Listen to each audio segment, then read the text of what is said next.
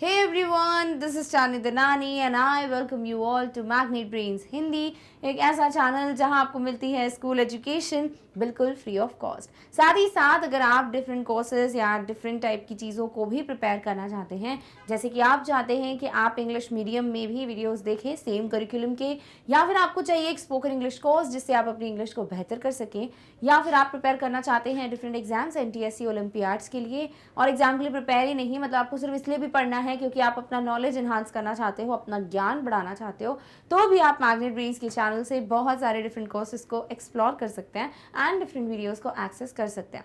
अब ये सब चीज़ें अगर आपके सामने बहुत प्रॉपरली अरेंज्ड आपको मिल जाएं तो फिर कितना आसान हो जाएगा आपके लिए हर एक वीडियो तक पहुंचना।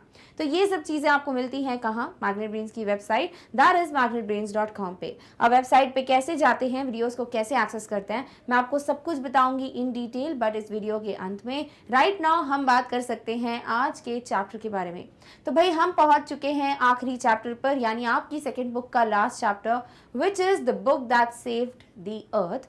ये चैप्टर बड़ा इंटरेस्टिंग सा है और आपको मज़ा आएगा पढ़ने में। साथ ही साथ ये जो चैप्टर है वो एक इमेजिनरी टाइप का प्ले है जो शायद आज से बहुत सालों साल बाद जो है होगा। अब यहाँ पर ना आपको ये चैप्टर ले दे के ये समझा रहा है कि अगर आपके पास अधूरा ज्ञान हो ना तो वो बहुत खतरनाक हो सकता है, और आप शायद जो है अपनी मेहनत या आप जो चाह रहे हैं करना वो नहीं कर पाएंगे, या फिर आप कुछ उल्टा फुल्टा ही कर दोगे अगर आपके पास किसी भी पर्टिकुलर चीज़ को लेकर अधूरा ज्ञान होगा। और वही चीज़ आपको आज के पूरे चैप्टर में क्लियर होने वाली है। यहाँ बहुत सारे शब्द आएंगे डिफरेंट, आप बहुत डिफरेंट क्रीचर्स के बारे में देखोगे, और कैसे बोला है कि एक बुक है जिसने पृथ्वी को बचा लिया, भाई बुक पृथ्वी को कैसे बचा सकती है वो भी आपको क्लियर होगा। तो भाई ये चैप्टर रिवीजन जो आपकी सीरीज चल रही है, कंप्लीट चैप्टर रिवीजन, इसका आखिरी चैप्टर है। और ये बहुत लाइक ऐसा होता है जब रिड्यूस सिलेबस वाली चीज़ आती है ना, कि कोई पाठ्यक्रम जो है उसको कम किया गया है तो फिर इस चैप्टर को हटा ही देते हैं, बहुत कम होता है कि पूछा जाता है। बट अगर आपको पूरे चैप्टर्स आ रहे हैं आपके सिलेबस में तो डेफिनेटली आपको ये पढ़ना चाहिए story, because it's very interesting. Clear? Okay, चलिए तो हम स्टार्ट करते हैं इसके बेसिक से इंट्रोडक्शन से कि क्या पढ़ने वाले हैं, फिर मूव करेंगे स्टोरी पर, एंड देन मैं आपको बताऊंगी द मैसेज जो मैं ऑलरेडी बता चुकी हूँ ऑल दो। क्लियर? ऑल राइट, चलिए। ऑथर है क्लेयर बोइको। किसने लिखा है इस कहानी को? क्लेयर बोइको ने। It is an imaginary play about Martian characters. Martian जो मार्स पे रहते हैं, ठीक है, तो मंगल के जो निवासी हैं, ठीक है, वहाँ पर बोला गया है कि भैया कि इमेजिनरी प्ले है, ऐसा सोचा है कि एक ऐसा कुछ होता तो, और ये एक प्ले है, यानी बाकायदा ये चीज़ स्टेज पे परफॉर्म की जा रही है और आपको बताया जा रहा है। Something which is about Martian characters, जो मंगल निवासी हैं उन लोगों पे बेस्ड ये एक प्ले है। They are Martians who visit Earth with the intent to invade the planet. अब ये जो मार्शियंस हैं, जो मंगल वासी हैं, वो अर्थ को विजिट करते हैं, पृथ्वी को विजिट करते हैं, और इनका एकमात्र एक मेन मोटिव है, और वो है पूरे अर्थ पे, पूरी धरती पे कब्जा कर लेना और आक्रमण करना, जिससे ये अपना एक बेस्ट प्लैनेट प्रूव कर सके। तो कैसे ये मंगलवासी आएंगे बट पृथ्वी को एक बुक बचा लेगी, वो चीज़ आपको क्लियर होगी इस पर्टिकुलर स्टोरी में। क्लियर? और चलिए अब इसी को हिंदी में देखते हैं। सो लेखक है क्लेयर बोइको, और यह मंगल ग्रह के पात्रों के बारे में है, एक काल्पनिक नाटक है। वे मंगल ग्रह के निवासी हैं जो ग्रह पर आक्रमण करने के इरादे से पृथ्वी पर आते हैं। तो पृथ्वी को की तरफ आक्रमण करने के लिए, पृथ्वी पर हमला करने के लिए ये आ रहे हैं। कौन? जो मंगल निवासी हैं। और कैसे फिर एक किताब जो है, बड़ा ही फनी सा इंसिडेंट है, कैसे ये किताब बचाती है इसको, वो हम पढ़ेंगे। देखिए इस पर्टिकुलर चैप्टर का जो डिटेल्ड एक्सप्लेनेशन है वहाँ आपको एक एक स्टोरी, एक एक पोअम भी मिलेगी। यस, इन बिटवीन कुछ कविताओं की लाइन्स भी दी हुई हैं, तो वो भी आपको मिल जाएगा। बट अगर आपको अभी सिर्फ ऑलरेडी पढ़ चुके हो डिटेल एक्सप्लेनेशन और आप अब रिवाइज करना चाह रहे हो तो डेफिनेटली हम इस तरीके से करेंगे जहाँ आपको मेन मुख्य चीज़ें पता चल जाए। क्लियर? ओके, चलिए अब हम स्टार्ट कर सकते हैं अपनी स्टोरी को। So Mother Goose is a well known book of nursery rhymes in English. तो मदर गूज जो है वो एक किताब है, एक बुक है जिसमें बच्चों की जो कविताएं नहीं होती जो बचपन में पढ़ी जाती हैं, ट्विंकल ट्विंकल, हमटी डमटी, तो ऐसी कविताओं का एक पूरा कलेक्शन है इस पर्टिकुलर बुक में, जिसे कहा गया है mother goose. Do you think such a book can save planet earth from a Martian इन्वेशन? और आपको क्या लगता है कि अगर मंगल ग्रह के निवासी धरती पर हमला कर रहे हैं तो क्या ये पर्टिकुलर बुक जो एक बच्चों की कविताओं की किताब है, क्या वो धरती को बचा सकती है? तो वही प्रश्न आपसे पूछा गया है। डेफिनेटली अगर आपको जानना है इसका आंसर क्या करना पड़ेगा, read this play set 4 centuries in the future and find out. आज से 4 सेंचुरीज आगे का ये प्ले है, इमेजिन किया गया है कि आज से 4 सेंचुरीज बाद क्या होगा, और इस प्ले को पढ़ने के बाद आपको इस क्वेश्चन का आंसर भी मिलेगा कि क्या एक किताब अर्थ को बचा सकती है, वो भी एक मार्शियन इन्वेशन से। क्लियर? ओके, चलिए इसी को हिंदी में देखते हैं, फिर स्टोरी चालू करेंगे। मदर गूज एक अंग्रेजी में बच्चों की कविता की एक प्रसिद्ध किताब है, बच्चों की जो कविताएं होती है उसकी एक किताब है। क्या आपको लगता है कि ऐसी किताब ग्रह पृथ्वी को मंगल ग्रह के आक्रमण से बचा सकती है? इस नाटक को पढ़िए जो भविष्य में 4 शतक के बाद की कहानी है, और पता लगाइए कि इस पर्टिकुलर प्रश्न का आंसर हाँ है या ना है। वैसे हमें ऑलरेडी पता है भाई, जो टाइटल है वो दिया हुआ है the book that saved the earth, so definitely यहाँ पर प्रूफ किया गया है कि बुक ने बचा ही लिया था धरती को, बट कैसे बचाया वो पूरी कहानी देखते हैं ना। ओके, सीन 1, क्योंकि ये प्ले है, जैसे द प्रपोजल प्ले था उसमें डायलॉग्स थे, उसमें कर्टेन वगैरह खुलता है, क्या रखा है, सेटिंग वेटिंग से बताया जाता ना, वैसे ही आपको यहाँ पे बताया गया है। तो पहला सीन है भाई, आप इमेजिन कीजिए कि एक प्ले चल रहा है, आप नाटक देखने गए हो और सीन चेंजेस होते हैं, तो पर्दा वर्दा बंद होता है, खुलता है, पीछे कैरेक्टर्स चले जाते हैं, सब होता है, राइट? ऐसे सीन 1 है। सीन 1 में हो क्या रहा है, समय है द 25th सेंचुरी, 21st चल रही है, आप 25th सेंचुरी पे चले गए हैं, ठीक है। प्लेस है the museum of ancient history, department of the 20th century on the planet earth. क्या है ये? The museum of ancient history, जो पुरानी हिस्ट्री है उससे रिलेटेड एक म्यूजियम है, और इसका डिपार्टमेंट है of 20th century on the planet earth. मतलब 20th सेंचुरी में क्या हुआ करता था उससे रिलेटेड यहाँ पर एक बनाया हुआ है डिपार्टमेंट, ठीक है। और कहाँ पर है? On the planet earth. Clear? चलिए, तो यानी अभी आप धरती पर हैं, जो आप अभी पूरा सीन देखेंगे ये धरती का सीन है, अर्थ जो प्लैनेट अर्थ है उसका सीन है। सबसे पहले म्यूजियम का मीनिंग देखो, ऑल्दो सबको पता होगा, a building in which objects of historical, scientific, artistic और cultural interest are stored and exhibited. तो भाई जो भी पुरानी चीजें होती है, कल्चरल चीजें होती है, जिससे आप अपनी हिस्ट्री के बारे में जानते हो, आप कहीं के कल्चर के बारे में जानते हो, वो सारी चीजें जहाँ रखी जाती है ना उसे म्यूजियम कहते हैं, जिसे आप संग्रहालय के नाम से डेफिनेटली जानते हैं। क्लियर? ऑलराइट, चलिए इसी को हिंदी में देखते हैं। तो पहला दृश्य यानी दृश्य नंबर 1, समय है 25वीं सदी, ठीक है, और स्थान है प्राचीन इतिहास का संग्रहालय, ग्रह पृथ्वी पर 20वीं शताब्दी का विभाग। Clear? Okay. Spotlight shines on historian. अब यहाँ पर ना जब भी प्ले होता है आपने देखा होगा कि ना एक लाइट पड़ती है और पूरा वो सर्कल बन जाता है लाइट का, यानी कि पर्सन दिखना चाहिए जो बोल रहा है, और बाकी सब अंधेरा अंधेरा रहता है। तो स्पॉटलाइट किस पे है? अभी हिस्टोरियन पे, जो पूरी हिस्ट्री के बारे में बताने वाली है। Sitting at a table down a right, तो बिल्कुल जहां से ऑडियंस देख रही है उसके राइट में एक टेबल पे बैठी हुई है historian, on which is a movie projector. और फिर क्या रखा हुआ है कि वो बैठी हुई हैं और इसी के ऊपर जो है क्या रखा है? एक मूवी प्रोजेक्टर रखा है, जिससे नहीं पूरी रोशनी पड़ती है और वो पूरी मूवी भी चलती है प्रोजेक्टर पे। That is what is kept. Sign on an easel beside her reads, easel इसको कहते हैं, ठीक है, जिसपे ना कुछ बोर्ड लगा देते हैं और उसमें लिखा होता है कुछ ना कुछ। तो वहां पर एक साइन लगा हुआ है, ईजल पे बोर्ड लगा है, और उस पर क्या लिखा है? Museum of ancient history, department of the 20th century. जो अभी हमने प्लेस देखी तो वो डिपार्टमेंट का नाम लिखा हुआ है। She stands and bows to the audience. अब ये जो पर्टिकुलर हिस्टोरियन है ये हमें पूरी कहानी बताएंगी, और जो प्ले चलेगा तो ये खड़ी होती है और जो भी दर्शक आए हैं, जो ऑडियंस आए हैं, उनको नीचे झुक के लाइक वेलकम करती है कि वेलकम। क्लियर? ओके, चलिए फटाफट से वर्ड्स देख लीजिए। स्पॉटलाइट का मतलब है अ lamp projecting a beam of light on a particular place और पर्सन, यानी एक लाइट आ रही है, बीम आ रही है, एक रे आ रही है पर्टिकुलर पर्सन पे या किसी पे, that is what is spotlight. और हिंदी में इसको स्पॉटलाइट से ही जानते हैं। हिस्टोरियन है एन एक्सपर्ट इन और स्टूडेंट इन द हिस्ट्री, कोई भी जो हिस्ट्री में एक्सपर्ट है, तो ये स्टूडेंट नहीं है, ये एक्सपर्ट है, ठीक है। सो इतिहासकार। ईजल है wooden frame to support a blackboard और अ पिक्चर। तो ये जो वुडन फ्रेम होता है, लकड़ी का फ्रेम जिसपे ब्लैक बोर्ड लगा देते हैं, या जिसपे आप शादी वादी में जाओ तो एक बोर्ड लगा दिया जाता है भैया की डैश वेड्स डैश राज वेड सिमरन, ठीक है, तो यहाँ पे लिख देंगे, तो वो कहलाता है जो स्टैंड है ना उसे ईजल कहते हैं, जिसे हिंदी में चित्रफलक कहा जाता है। क्लियर? ओके। इतिहासकार पर प्रकाश पड़ता है जो नीचे एक मेज पर बैठी हैं, जिस पर चलचित्र प्रक्षेपक यानी कि क्या होता है? प्रोजेक्टर है। उसके बगल में एक चित्रफलक यानी ईजल पर एक चिन्ह रखा हुआ है, जिसपे क्या लिखा है? प्राचीन इतिहास का संग्रहालय, 20वीं शताब्दी का विभाग। वह खड़ी होती हैं और दर्शकों के सामने झुकती हैं और उनको वेलकम करती हैं। क्लियर? चलिए अब आगे बढ़ते हैं। हिस्टोरियन कहती हैं, Welcome to our Museum of Ancient History and to my department, Curiosities of the Good Old Far Off 20th Century। तो हिस्टोरियन सबको वेलकम करती हैं, बोलती है वेलकम भैया म्यूजियम में, और मेरे डिपार्टमेंट में आप सबका स्वागत है, जो कि डिपार्टमेंट है curiosities of good old far off 20th century, कि भैया जो पुरानी और इतनी टाइम पहले की जो सेंचुरी है, ऑब्वियसली ये 25th सेंचुरी की बात हो रही है, तो तब तो ये बहुत ही पुराना हो गया 20th। तो वेलकम, और आप जो भी जानना चाहते हैं चीज़ें, आप इच्छुक हैं, उस चीज़ का ये डिपार्टमेंट है।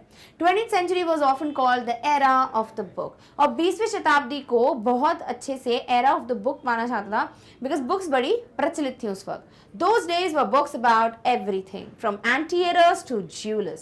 तो यहाँ पर वो बोलती है कि तब ना बुक्स हर चीज़ के बारे में थी। वो एंटीएटर्स जो क्रीचर हैं, जूलर्स जो क्रीचर हैं, इन सबसे रिलेटेड हर चीज़ पे बुक हुआ करती थी 20वीं शताब्दी पे, जो हिस्टोरियन यहाँ पे बता रही है। क्लियर? ओके, चलिए फटाफट से वर्ड जूलर्स देख लीजिए। An African ethnic group belonging to South Africa. तो साउथ अफ्रीका का एक बहुत ही एथनिक ग्रुप है, that is what is Zulus. दक्षिण अफ्रीका से संबंधित एक अफ्रीकी जातीय समूह। ठीक है, तो एंटीएटर एक क्रीचर हो या जूलर्स यानी कि अलग क्रीचर्स यानी ह्यूमन बींग्स का ग्रुप हो, that is also been told about या talked about in a book. तो बुक्स जो है वो हर चीज पे हुआ करती थी 20वीं शताब्दी पे, ये हिस्टोरियन कहती हैं। ठीक है, ऑल राइट। अब हिंदी में इसका पूरा एक्सप्लेनेशन देख लेते हैं। सो इतिहासकार कहती हैं, हमारे प्राचीन इतिहास संग्रहालय में आपका स्वागत है, और मेरे विभाग में भी स्वागत है। और वो कौन सा विभाग है? अच्छे पुराने दूर की 20वीं सदी की जिज्ञासाएं, यानी अगर आप जिज्ञासु हैं, जानना चाहते हैं, क्यूरियस हैं कि भाई क्या हुआ करता था तब के टाइम पे, तो वो सारी चीज़ों का डिपार्टमेंट इस इतिहासकार हिस्टोरियन का है। 20वीं शताब्दी को अक्सर पुस्तक का युग कहा जाता था, कि भाई जो बुक्स का युग है, एरा ऑफ बुक्स है, वो कहा जाता था 20th सेंचुरी को। उन दिनों एंटीटर से लेकर जूलर्स तक हर चीज़ के बारे में किताबें थी। तो ले देखिए, कोई भी चीज़ हो, हर चीज़ पे आपको एक बुक मिल जाया करती थी 20th सेंचुरी पे। Clear? Okay. Books taught how to and when to and where to and why to, illustrated, educated, punctuated and even decorated। तो हिस्टोरियन सबको बताती है कि भैया बुक्स का ना बहुत महत्व था, इंपॉर्टेंस था, क्योंकि बुक बताती थी कि कैसे, हाउ टू, व्हेन टू कब, वेयर टू कहाँ पर, एंड वाई टू क्यों, यानी कोई भी चीज़ को कैसे करना है उस पर बुक मिल जाएगी, कैसे किसी भी चीज़ को कब करना है उस पर बुक मिल जाएगी, किसी भी चीज़ को आपको कहाँ पर करना है। जैसे अगर आपको बोल दिया आपने कि मुझे ना पर्टिकुलर यूनिवर्सिटी के बारे में जानना है, कोर्स के बारे में जानना है कि भैया ये कोर्स मैं कहाँ से कर सकता हूँ, तो आपको बता देंगे किस यूनिवर्सिटी में जाना पड़ता है, आप यहाँ पढ़ सकते हो, तो कहाँ का भी जवाब मिल जाएगा। साथ ही साथ कोई भी चीज़ क्यों करनी है, रीज़न क्या है, उस पर भी आपको बुक्स मिल जाएंगी। तो भाई बुक्स हर एक चीज़ पर मिल जाती हैं, ऐसा हिस्टोरियन ने कहा, और बुक्स का बहुत इंपॉर्टेंस था क्योंकि वो ये सब रोल प्ले करती हैं। साथ ही साथ बुक्स दिखाती हैं, इलस्ट्रेट यानी कि एक तरीके से डिस्प्ले करना, एजुकेटेड पढ़ाई कराना, लोगों का ज्ञान बढ़ाना, ये सब भी बुक्स करता है। पंचुएटेड कि भैया कहाँ पे क्या चीज़ होनी चाहिए, एक सही मार्ग दिखाना। साथ ही साथ decorated and even decorated, books जो हैं वो बहुत ज़्यादा डेकोरेशंस भी ऐड करती हैं लाइफ में। Strangest thing a book ever did was to save the earth, but बहुत ही अजीब सी जो घटना हुई है, या बुक ने जो सबसे अजीब काम किया आज तक, वो है पृथ्वी को बचाना, अर्थ को बचाना। मार्शियन इन्वेशन ऑफ 2040, कहाँ चलेगा भैया, हम 2040 में बढ़ चुके हैं। The इन्वेशन never really happened because a single book stopped it. तो भैया 2040 में मार्शियंस यानी कि मंगल निवासियों ने अर्थ को इन्वेड करना या आक्रमण करने का प्लान किया था, बट वो इन्वेशन कभी हो ही नहीं पाया। क्यों? क्योंकि एक बुक ने उस इन्वेशन को रोक दिया। क्लियर? ओके। तो वर्ड है illustrated which is explained with pictures, उदाहरण से स्पष्ट किया। मार्शियन यानी रिलेटेड टू मार्स, जो मंगल ग्रह के निवासी होते हैं उन्हें मार्शियंस कहते हैं। नेक्स्ट वर्ड है इन्वेशन, कैप्चर, अटैक, आक्रमण करना। ठीक है, और मैंने बाकी तो बता ही दिए वर्ड्स। ऑलराइट, जो आक्रमण करने का जो था 2040 का फिट था, और ये इन्वेशन कभी हुआ नहीं एज सच, क्योंकि बुक ने बचा लिया। आप कैसे बचा पढ़ेंगे, पहले हिंदी में देख लो।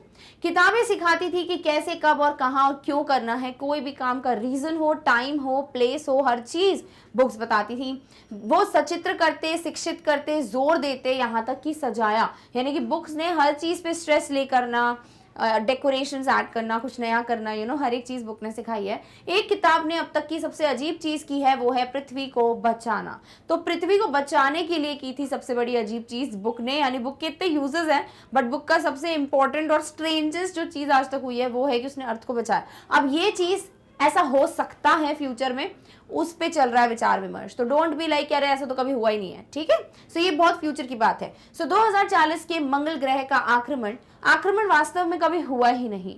क्यों? क्योंकि एक ही किताब ने इसे रोक दिया था। अब वो बुक कैसे रोकेगी वो पढ़ लेते हैं, बड़ा इंटरेस्टिंग सा आपका पूरा स्टोरी है। Clear? Okay. Let me turn on the historiscope and show you what happened many centuries ago. in 2040, turns on projector and points it left. तो जैसे होता है बायोस्कोप जिसमें आप मूवीज वगैरह सब देखते हैं, लाइक पहले देखा जाता था, अब आ गया हिस्टोरिस्कोप यानी जो कि हिस्ट्री दिखाएगा वैसा प्रोजेक्टर, ठीक है। तो यहाँ पर ये जो हिस्टोरियन है वो कहती हैं कि चलो मैं हिस्टोरिस्कोप चालू करती हूँ और फिर आपको बताती हूँ कि इतनी सेंचुरीज पहले, यानी ये तो फ्यूचर की बात हो रही है ना, तो तब ये 2040 भी पास्ट हो गया, तो इतनी सेंचुरीज पहले 2040 में क्या हुआ था वो ये बता रही हैं। और फटाफट से वो प्रोजेक्टर को टर्न करती हैं एंड पॉइंट्स इट लेफ्ट, और लेफ्ट की तरफ पॉइंट करती हैं। प्ले चल रहा है ना, तो कैसे चल रहा है वो बताया जा रहा है। Think tank seated on a raised box, arms folded, has a huge egg-shaped head and he wears a long robe decorated with stars and circles. तो भाई नेक्स्ट कैरेक्टर है आपकी स्टोरी का थिंक टैंक, ठीक है। बहुत ही बढ़िया कैरेक्टर है ये, और इनके बारे में बताया गया है कि कैसे मतलब पुरानी जो इन्वेशन हुआ ना अर्थ पे मार्स के थ्रू, वो कैसे हुआ वो बताया गया है। तो थिंक टैंक जो है वो एक बहुत ही ऊपर उठे हुए बॉक्स पर बैठे हुए हैं, इनके हाथ ऐसे फोल्डेड हैं, ठीक है, उसे आर्म्स फोल्डेड कहते हैं। हैज अ ह्यूज, बहुत ही बड़ा और अंडे के आकार का एग शेप्ड उनका सर है। And he wears a long robe, और उन्होंने एक बहुत ही बड़ी सी रोब पहनी हुई है, आप बाथ रोब जानते होंगे, ठीक है, वैसे ही रोब होता है, और उस रोब पे बहुत सारे स्टार सर्कल्स ये सब बने हुए हैं।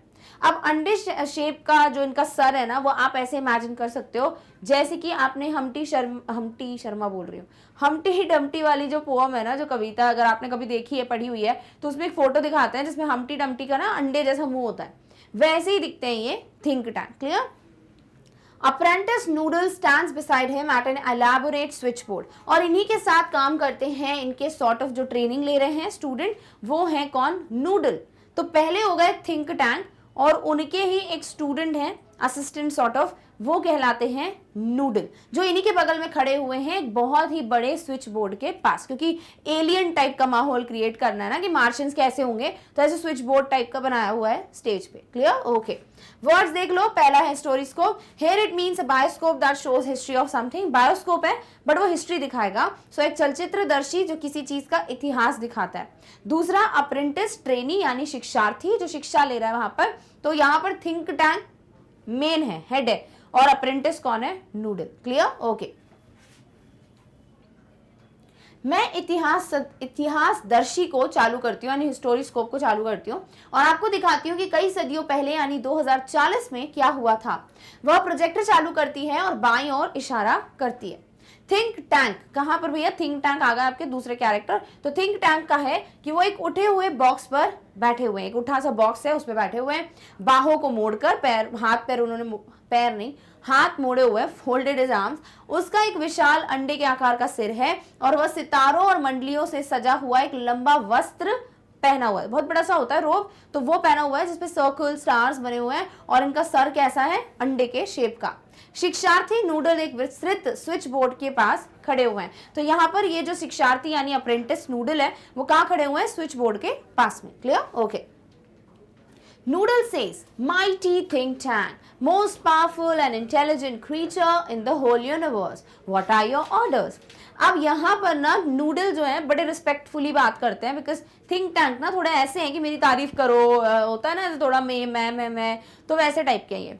तो इनको ना ऐसा चाहिए कि भाई मेरे को ही आता है सब कुछ, बाकी तो किसी को कुछ आता ही नहीं है, तो ऐसे थिंक टैंक। तो नूडल जो है इनका जब स्वागत करते हैं ना तो बहुत सारे शब्द तारीफ के जो पुल हैं वो बांधने पड़ते हैं। तो नूडल कहते हैं माइटी थिंक टैंक, भैया बहुत ही खतरनाक, बिल्कुल strong think tank, most powerful, सबसे ज्यादा पावरफुल, सबसे ज्यादा इंटेलिजेंट क्रीचर पूरे यूनिवर्स में। आपके क्या आदेश है सर, बताइए। तो थिंक टैंक बोलते हैं peevishly, you left out part of my salutation apprentice Noodle, go over the whole thing again. भाई नूडल ने जो इनकी तारीफ की, जो स्टार्टिंग में बोलना होता है, तो उसमें ना कुछ शब्द रह गए।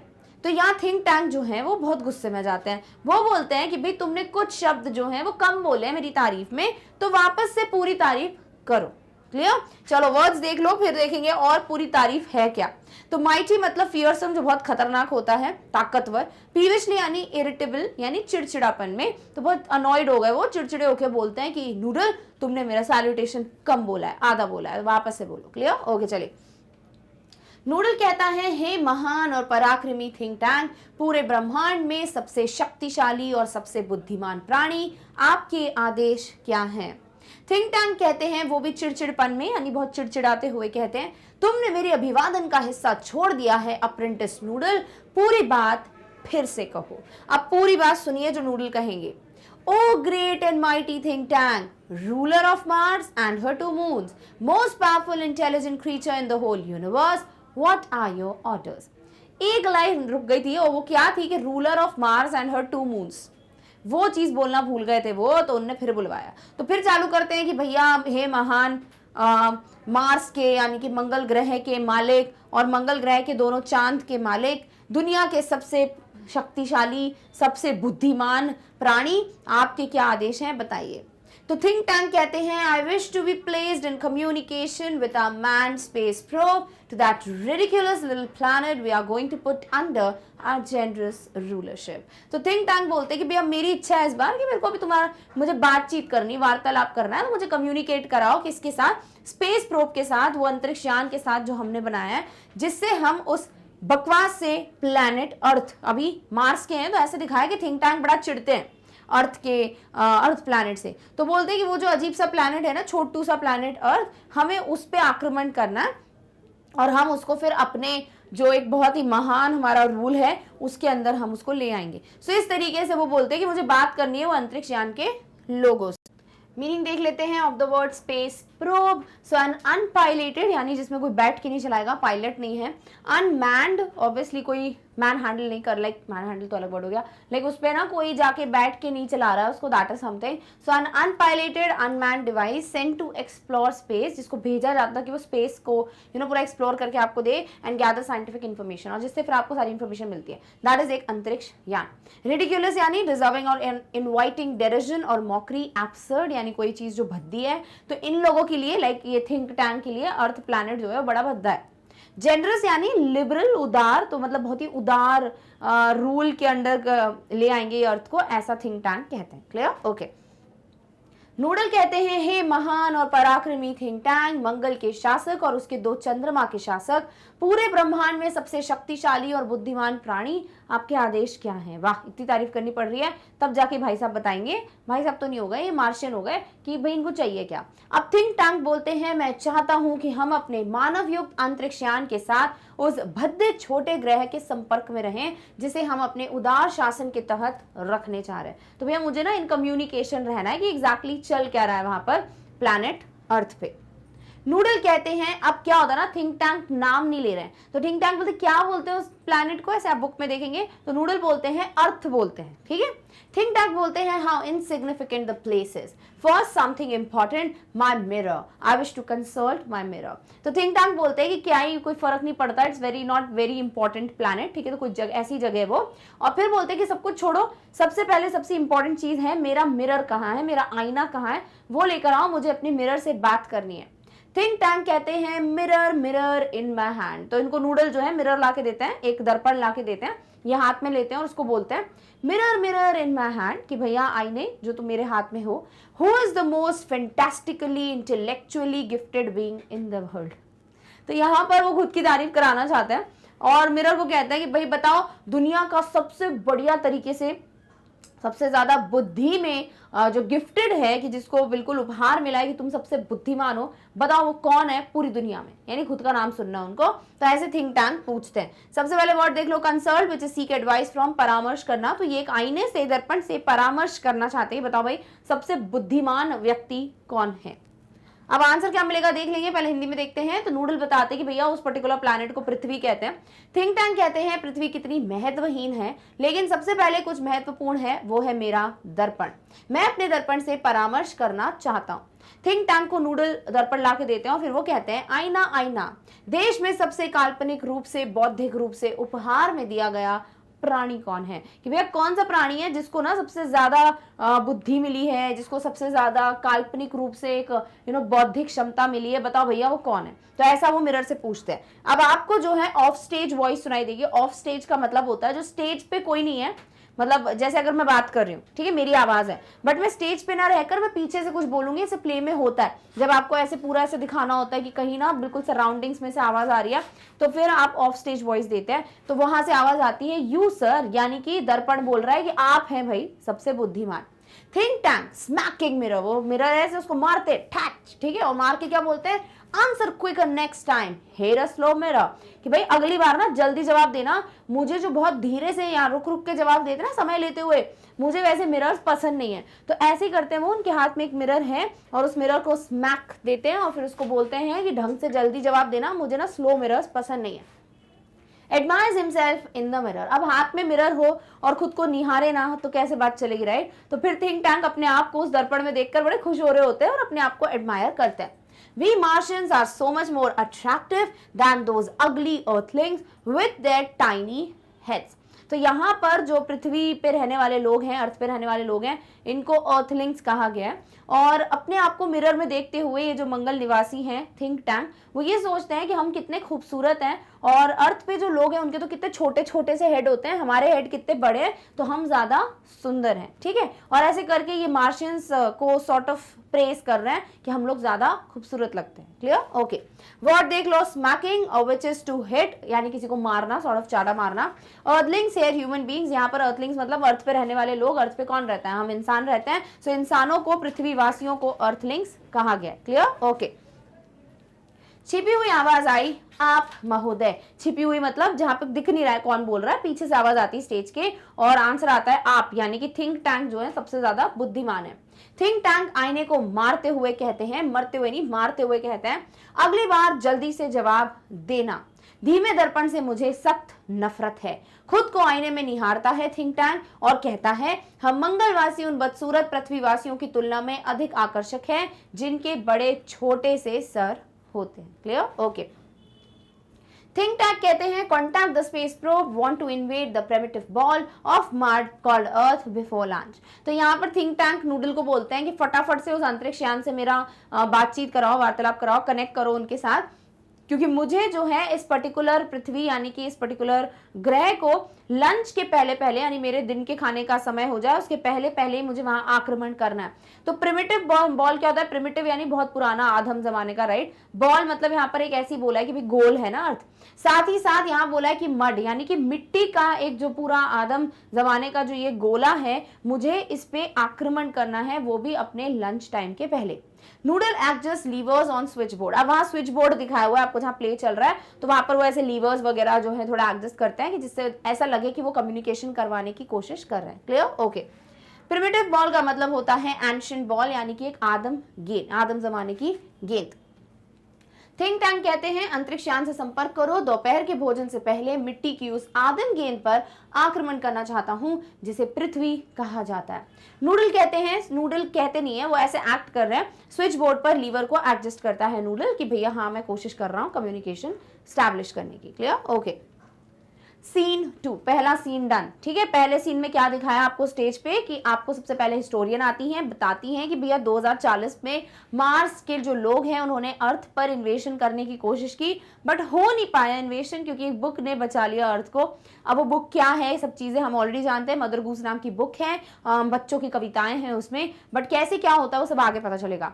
साथ ही साथ ये मार्स पे हमको ले जाती है, लाइक हिस्टोरिस्कोप दिखाती है जहाँ पे मार्स में बैठे हुए हैं थिंक टैंक और उनके एक शिक्षार्थी जो कि है अप्रेंटिस और नूडल। और थिंक टैंक बहुत ही अपनी तारीफ कराने में बिलीव करते हैं और नूडल बड़े अच्छे हैं, बड़े प्यार से रिस्पेक्ट से ट्रीट कर रहे हैं अपने सॉर्ट ऑफ बॉस को। और थिंक टैंक जो है वो चाहते हैं कि वो अर्थ को इन्वेड करें, उस पर आक्रमण करें। अब क्या होगा आगे देखेंगे। सबसे पहले आप पिक्चर देख लो, ऐसे इनका हेड है अंडे के शेप जैसा। तो आपको जब भी थिंक टैंक या बाकी कैरेक्टर्स दिखते हैं जो मार्शियंस हैं, तो आपको ऐसे उनको इमेजिन करना है। समझ आ गया, ओके। चलिए सीन 2, अब दूसरा सीन जो स्टेज पे दिखेगा वो है place is Mars space control and Centerville public library. तो अभी मार्स का स्पेस कंट्रोल दिख रहा है, यानी कि अब कम्युनिकेशन स्टैब्लिश होगा ना उस अंतरिक्ष यान से।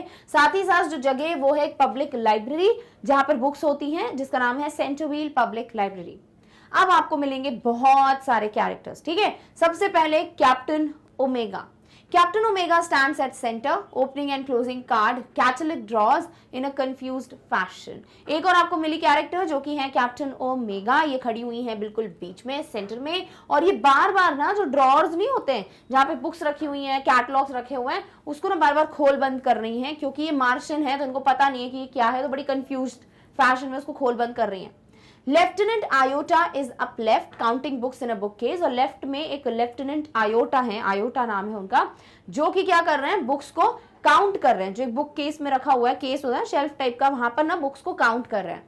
सर्जेंट ऊप इज एट राइट, और राइट साइड में एक और कैरेक्टर है जो कि है सर्जेंट ऊप, opening and closing a book, जो कि बुक को बार बार बंद चालू खोल रहे हैं, पढ़ रहे हैं ऐसे करके, टर्निंग इट अपसाइड डाउन, ऊपर से नीचे से ऊपर ऊपर कर रहे हैं, है ना, देन शेकिंग इट, उसको हिला रहे हैं बुक को, and then riffling the pages and shaking his head, और फिर उसके बाद देख रहे हैं क्या है, और अपना सर घूम गया उनका, तो अपने सर को हिला रहे हैं कि भाई ये क्या है, सबको अच्छा ठीक है क्या है एवरीथिंग, तो बुक खोल रहे हैं, बंद कर रहे हैं, उसको फेंक रहे हैं, फेंक नहीं रहे, शेक कर रहे हैं, उसको देख रहे हैं कि भैया कुछ है क्या इसमें, यानी इनको पता ही नहीं है कि बुक्स क्या होती है, बिकॉज दे आर मार्शियंस। अब मार्स पे बुक्स नहीं होती है, हमको इसमें दिखाया गया, क्लियर, ओके। चलो, तो कितने कैरेक्टर्स आ गए आपके पास, ऑलरेडी आप 3 लोगों से मिल चुके हो, हिस्टोरियन से मिल चुके हो, आप मिल चुके हो थिंक टैंक से एंड नूडल से। अब हम बात करेंगे किसकी, captain omega, lieutenant iota and sergeant ऊप, क्लियर, ऑलराइट। चलिए फटाफट से वर्ड्स देख लो।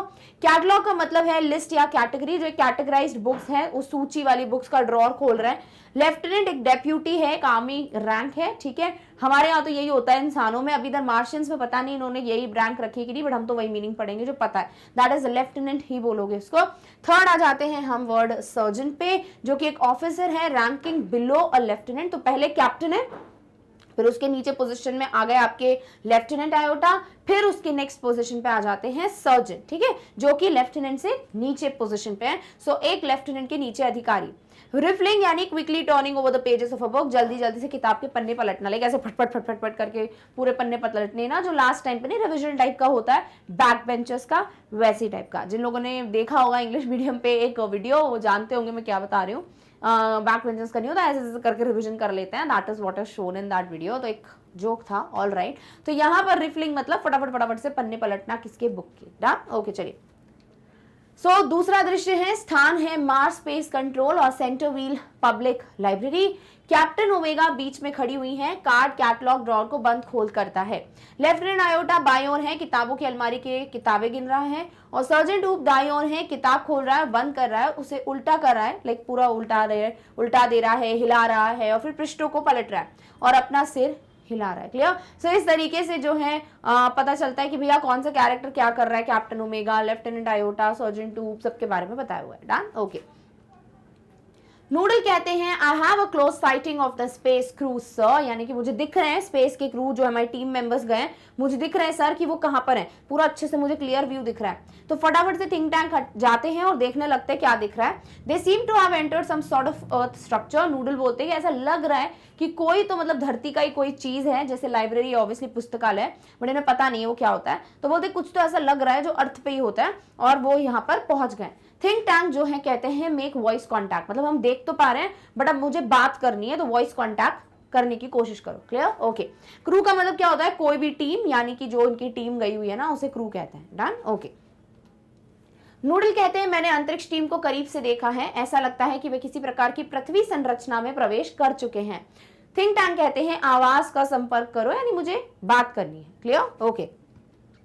Noodle, Mars Space Control calling the crew of probe. 1. Captain Omega, give us your location. अब ऐसे ही होता है ना, जैसे हम नहीं बोलते हैं over and out, talking to this, ऐसे करके बात करते हैं, जैसे ब्लैक एरोप्लेन में हमने बात देखी थी ना कैसे करते हैं वो, तो वैसे ही नूडल कहते हैं मार्स स्पेस कंट्रोल, यानी कि जहां पर ये calling the crew of probe, यानी कि जो अंतरिक्ष यान की टीम है उसको कॉल कर रहे हैं, और क्रू 1, प्रोब 1, ठीक है, और कैप्टन ओमेगा को कहते हैं गिव अस योर लोकेशन, बताओ आप लोग कहां पर हो। Omega, captain Omega to Mars space control, अब ओमेगा कहती हैं कि मैं कैप्टन ओमेगा और मैं मार्स स्पेस कंट्रोल से बात कर रही हूँ। लेफ्टिनेंट आयोटा, सर्जेंट ऊप and I have arrived on earth without incident, have taken shelter in the square place. और यहाँ बताती है कि भाई जो लेफ्टिनेंट आयोटा हैं, जो सर्जेंट ऊप हैं, और जो मैं हूँ कैप्टन ओमेगा, हम सब धरती पर बिना किसी बाधा के, बिना किसी घटना के, इंसिडेंट के पहुंच गए, और हम जो है एक ऐसे जो स्क्वायर टाइप की जगह बनी हुई है, चौकोर सी जगह बनी हुई है, वहां पर रुके हुए हैं, क्लियर, ओके। इंसिडेंट का मतलब हैपनिंग यानी घटना। अब ये जो स्क्वायर प्लेस की बात हो रही है ना, तो आपको दिखाया गया कि बकायदा वो पॉइंट कर रहे हैं कि भैया हम इधर रुके हुए हैं, यानी कि ये पुस्तकालय में रुके हुए हैं, क्लियर, ओके, लाइब्रेरी में। Noodle Mars space control probe 1 captain omega हमें अपना स्थान दें, हमें अपना जो परफेक्ट लोकेशन है वो बताएं। Omega, captain Omega to Mars space control, यानी वो बोलते हैं कि भैया हम ऐसे बात कर रहे हैं। लेफ्टिनेंट आयोटा और सर्जेंट ऊप और मैं बिना किसी घटना के पृथ्वी पर आ गए हैं। हमने स्क्वायर प्लेस में यानी कि इस चौकोर सी जगह पे आश्रय ले लिया है। Iota, can't figure it out, Captain. Have counted 2000 of these peculiar items. अब आयोटा जो है कम से कम 2000 किताबें गिन चुके हैं और उनको नहीं पता ये किताबें, तो वो बोलते हैं कि मुझे नहीं समझ आ रहा है कैप्टन ये सब कुछ क्या हो रहा है, और मैंने करीबन 2000 ये अजीब सी जो पिक्यूलियर यानी अजीब सी जो चीजें हैं उनको काउंट कर लिया है। Oop, I haven't a clue. Have been to 7 galaxies but never seen anything like this. Maybe this is a haberdashery. अब यहाँ पर ऊप जो है वो भी बोलते हैं कि भैया मुझे नहीं पता कि हम लोग कहाँ पर हैं, क्या जगह है, क्योंकि मैं कम से कम 7 गैलेक्सीज में होकर आया हूँ बट मैंने आज तक ऐसा कुछ नहीं देखा हुआ है। मे बी ये कोई हैबरडैशरी ऐसी जगह है जहाँ पे सारी चीजें मिलती हैं। क्लियर? चलो फटाफट से पिक्यूलियर का मीनिंग देखो, यानी स्ट्रेंज, अजीब, तो ये किताबों को अजीब चीजें कहते हैं। Galaxy is a system of millions और billions of stars together with gas and dust held together by gravitational attraction, यानी इतनी सारी जगहों पे गए हैं जहां पर इतनी milky way Galaxy and etcetera ऐसी टाइप की गैलेक्सीज, आकाश गंगाएं जो हैं, बट मैंने कभी आज तक ये ऐसी चीज नहीं देखी है। Haberdashery shop which sells clothing, small particle of dress, pins, cotton etcetera, यानी कि बिसाती की दुकान कहा जाता है उसको हिंदी में। तो हैबरडैशरी में हर कुछ मिलता है, सब कुछ मिलता है, हर कुछ नहीं सब कुछ मिलता है। तो ऐसे इसको लग रहा है कि मे बी ऐसी कोई दुकान है जहाँ पे सब कुछ मिलता है, ऐसा कुछ है, बट इनको समझ नहीं आ रहा कि वो किताब है। क्लियर? ओके। आयोटा, मैं इसे समझ नहीं सकती कप्तान, 2000 अजीबो गरीब चीजें गिन ली हैं। ऊप, मेरे पास कोई सुराग नहीं है, मैं 7 आकाश गंगाओं में गया हूँ लेकिन मैंने कभी ऐसा कुछ नहीं देखा है, शायद यह एक बिसाती की दुकान है। तो ये लोग शॉक्ड है कि क्या चल रहा है, मतलब यहाँ पे इतनी सारी चीजें हैं, बट लेटर ऑन पता चलेगा इनको शायद कि ये क्या है, या फिर शायद कभी नहीं पता चलेगा, आगे देखेंगे। बट हाँ, ये कंफ्यूजन है इनको कि ये क्या है, मतलब बुक्स होती क्या। डन? ओके। अब ओमेगा जो है वो कहती हैं the great and mighty think tank will give us the benefit of his thought on the matter. अब सबको बताइए भैया थिंक टैंक यही बोलते रहता है ना कि मैं तो सबसे ज्यादा इंटेलिजेंट हूँ, बुद्धिमान हूँ। तो ओमेगा कहती है यहाँ पे कैप्टन ओमेगा कि अब आप ही हमें थोड़ा सुझाव दें कि क्या है, मतलब हम कहाँ पर है। तो आप जो है इस चीज पे अपनी समझ का हमें एक एडवांटेज दीजिए, बेनिफिट दीजिए, ऐसा कैप्टन ओमेगा कहती हैं। थिंक टैंक कहते हैं omega hold one of the items up so that I may view it closely, कि भैया जो भी चीजें रखी हुई है, यानी हमें पता है वो बुक्स है, इनको नहीं पता, तो भाई वो जो भी चीज है उसको उठाओ ताकि मैं उसको थोड़ा नजदीक से देख सकूं। आई अंडरस्टैंड नाउ, और थिंक टैंक बोलते हैं मुझे अब समझ आया। अब देखे तो सही है, सही में ये बहुत ज्यादा बुद्धिमान है भी कि नहीं। तो ये बोलते हैं कि अब मुझे समझ आया, अर्थ क्रीचर्स आर ऑलवेज ईटिंग, कि भैया धरती पे ना सब लोग हमेशा खाना खाते रहते हैं, they are always eating. The place in which you find yourselves, और जहां पर तुम लोग अभी हो, इज अनडाउटेडली, वो बिना किसी शक के क्या है भाई, अ क्रूड रिफ्रेशमेंट स्टैंड। भैया वो एक ऐसी जगह है जहाँ पे खाने की चीजें मिलती हैं, तो तुम लोग जहां पर हो वो खाने की जगह है, और ये जो बुक्स हैं शायद वो खाने की चीज है। क्लियर? थिंक टैंक कहते हैं item in your hand is called a sandwich. अब इन्होंने सैंडविच ही क्यों बोला, उसको और कुछ क्यों नहीं बोला, पता चलेगा। तो थिंक टैंक बोलते हैं जो तुम्हारे हाथ में चीजें यानी जो बुक है वो एक सैंडविच है। तो ये बिल्कुल भी बुद्धिमान नहीं है, पहले ही पता चल गया भैया, कुछ नॉलेज नहीं है इनको। तो सीधे बोलते हैं कि तुम जहाँ खड़े हो वो खाने की जगह है, और जो तुम्हारे हाथ में चीजें यानी जो बुक है वो क्या है, एक सैंडविच है। क्लियर? ऑलराइट। ओमेगा कहती है महान और पराक्रमी थिंक टैंक हमें इस मामले पर उनके विचार का लाभ देंगे। थिंक टैंक कहते हैं ओमेगा किसी एक वस्तु को ऊपर करो ताकि मैं उसे निकट से देख सकूं। भाई कोई भी एक वस्तु उठा लो यानी बुक उठा लो तो मैं थोड़ा आसपास से देख पाऊंगा। मैं समझता हूं, अब मैं समझ गया कि भैया क्या है।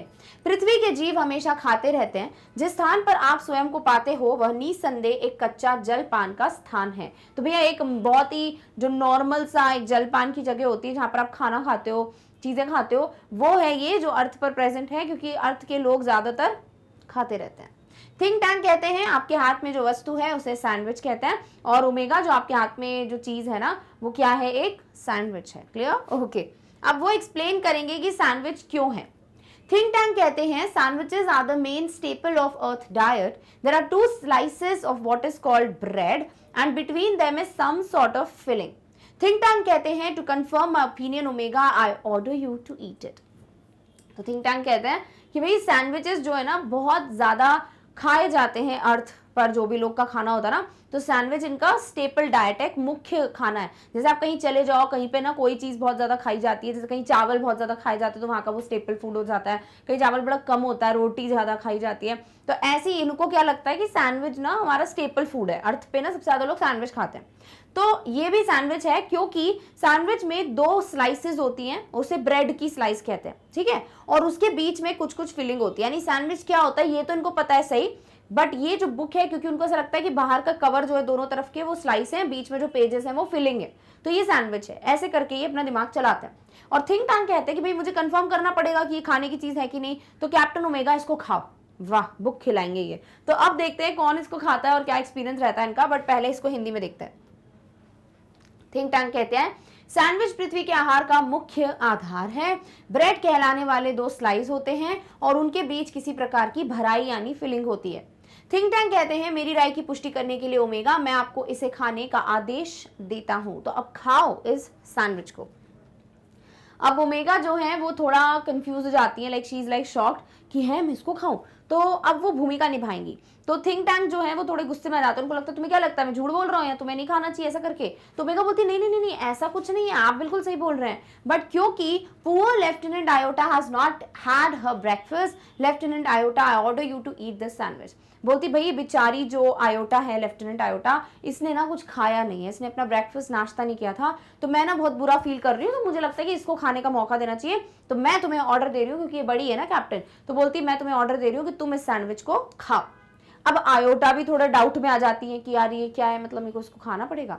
तो बड़े डाउट के साथ, संदेह वाले एक्सप्रेशन के साथ वो बोलती हैं it's a very great honour to be the first Martian to eat a sandwich. Definitely पहली मंगल निवासी होना जिसने सैंडविच खाया हो, ऐसा होना बहुत बड़ी बात है मेरे लिए कि मैं पहली इंसान होंगी जो सैंडविच, पहली इंसान नहीं, पहली मंगल निवासी होंगी जो सैंडविच खाऊंगी। But how can I be so impolite as to eat before my surgeon Oop? I order you to eat the sandwich immediately. बोलती बट मैं ऐसे कैसे बिल्कुल impolite हो जाऊं कि मैं सर्जन के पहले खा लूं। तो मैं डेफिनेटली चाहूंगी कि सर्जन ऊप जो है वो ये सैंडविच खाएं, तो आपको मैं ऑर्डर देती हूँ, आप ये सैंडविच खाओ। तो बेचारा अब कौन बचा, ऊप बचा, और ऊप के पास तो कोई है भी नहीं इंसान, तीसरा इंसान जिसको वो बोले कि हाँ तुम खा लो, तो अब वो ही खाएंगे सैंडविच। क्लियर? ओके। डूबियसली यानी कि विद हेजिटेशन और डाउट, यानी संदेह से। तो जब आपके ऊपर बहुत संदेहास्पद एक्सप्रेशन होता है, that is what is dubiously. Done? Okay. Omega कहती हैं बेचारी लेफ्टिनेंट आयोटा ने नाश्ता नहीं किया है। लेफ्टिनेंट आयोटा, मैं आपको इसे खाने का आदेश देती हूँ, यह सैंडविच खाओ।